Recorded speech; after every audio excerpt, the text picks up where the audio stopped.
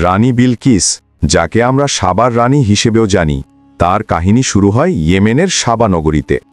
তিনি ছিলেন অসাধারণ বুদ্ধিমতী, ন্যায়পরায়ণা ও শক্তিশালী এক রানী, যার রাজ্য ছিল ধনসম্পদ, সৌন্দর্য ও প্রজ্ঞায় ভরপুর।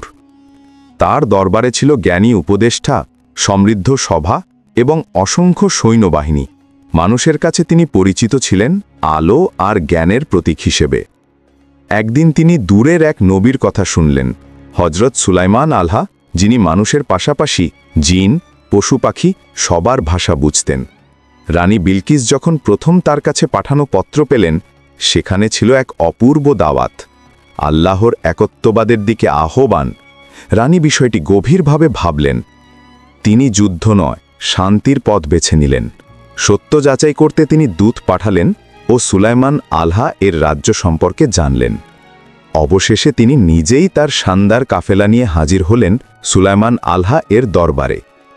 সেখানে তিনি দেখলেন এমন এক শক্তি, জ্ঞান ও ন্যায় বিচার যা কোনো মানবসৃষ্ট ক্ষমতার সাথে তুলনাহীন। তিনি বুঝতে পারলেন এ শক্তি কোনো রাজ্যের নয়, এটি আল্লাহর পক্ষ থেকে পাওয়া ক্ষমতা। সেই সত্যের সামনে দাঁড়িয়ে রানী বিলকিস নম্র হয়ে বললেন, হে প্রতিপালক, আমি আমার পূর্বের ভুলের জন্য অনুতপ্ত।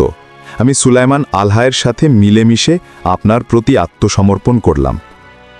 তার সেই সিদ্ধান্ত শুধু একজন রানী নয়, পুরো সাবা রাজ্যের ইতিহাস বদলে দিল। তার কাহিনী আজও শিক্ষা দেয়, ক্ষমতা, জ্ঞান আর সৌন্দর্যের সর্বোচ্চ মূল্য তখনই যখন তা সত্যের সামনে মাথা নত করে।